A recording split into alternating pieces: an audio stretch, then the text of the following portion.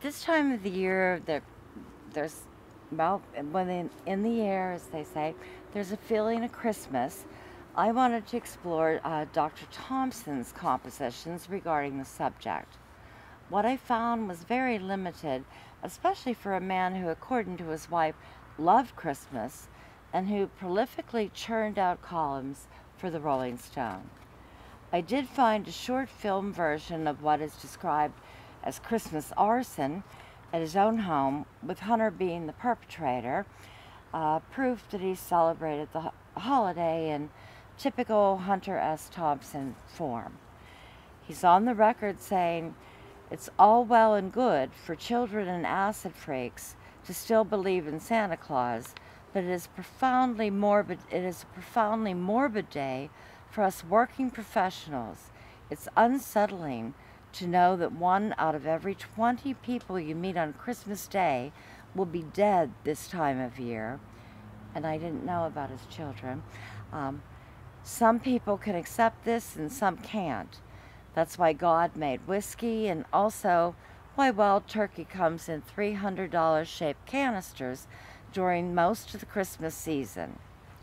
It's a fatalistic view that morphs into a humorous look at the source of what we like to call Christmas cheer, and he also manages to poke fun at flamboyant gift giving, where some willingly will spend $300 for the container, not the product. Where's the cheer in that? After all, these collector's editions of wild turkey are considered valuable, think Antiques Roadshow, only if they are never opened.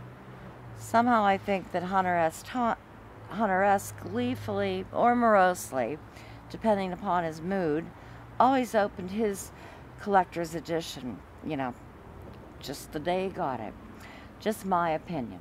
The limited views on Christmas that I did find do nothing to dispute his title as the father of gonzo journalism. As Hunter puts it, journalism is always a version of the truth. At least gonzo journalists admit that it is their personal truth, and I feel are artists in their own right. About a century before, Emile Zola, who I'm sure Hunter read, claims that art is the negation of society, an affirmation of the individual outside all the rules and demands of society. This most certainly describes the end result of Hunter S. Thompson's literary contributions.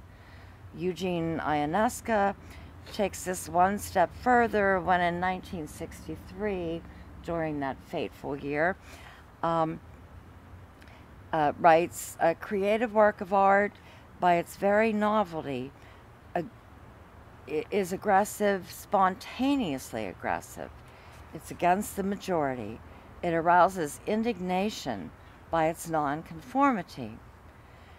Also attributed to Dr. Thompson is a quote that pretty much manages to insult the many Christians who gleefully celebrate the birth of the baby Jesus and who thoroughly enjoy the season. Anyone who acted happy on Christmas was lying, he says. And then he takes on the Jewish community when he continues with, "The Jews were especially sulky, and who can blame them? The birth of the baby Jesus is always a nervous time for people who know that 90 days later they will be accused of murdering him." I arouses indignation. I think he accomplishes it.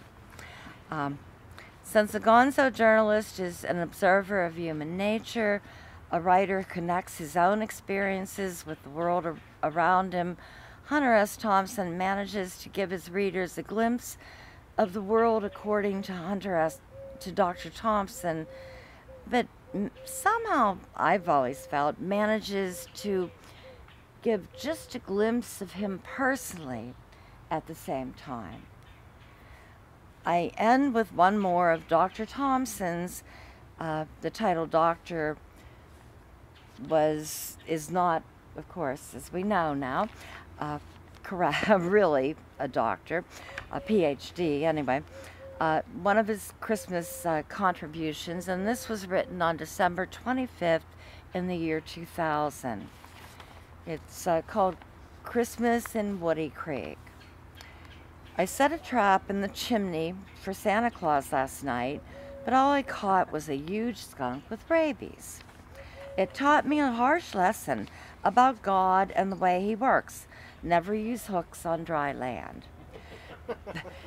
They don't call those dumb bastards fish for nothing, and skunks can't live underwater. It also taught me once again that Santa is a liar. He skips many houses, and he cheats a lot of children. He never said he didn't have a few cruel jokes in his bag, but putting a skunk down my chimney was over the line. That was crazy.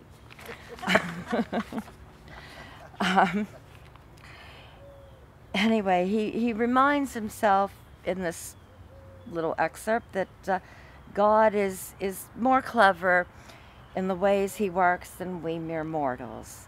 Maybe Christmas Day is the wrong time to try to outsmart Santa, and certainly the wrong day to attempt to screw with Mother Nature and therefore with God's natural order. It also rails against the injustice of the many children being cheated in four succinct lines. Like the child who Santa misses on his epic ride, life's jokes, as he often depicts them to his readers, seem to be particularly cruel to Hunter S. And the skunk with rabies becomes a horribly unpleasant and even potentially dangerous symbol of life, according to Hunter S. Life is unfair and often downright cruel. Of all the holidays, Christmas is and has become, for many of us, and I think probably Hunter S., given the time period of his life, a collective memory.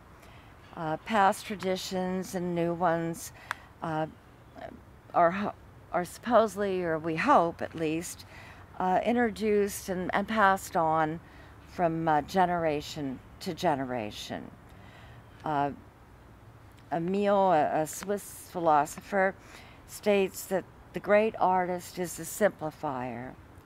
Hunter S. Thompson was not a simple person. For example, think of the contradiction of the gun-toting liberal with a capital L. But what Hunter S. did was, in a simple and succinct way, put on paper his own perceptions of the world in which he lived. And his perceptions are shared by many admirers. So I just end with Merry Christmas, Happy Hanukkah, let's open the wild turkey or the Manischewitz, do one good thing for charity this season, and hope that Santa will skip one less chimney. It's the most wonderful time of the year. And that's it.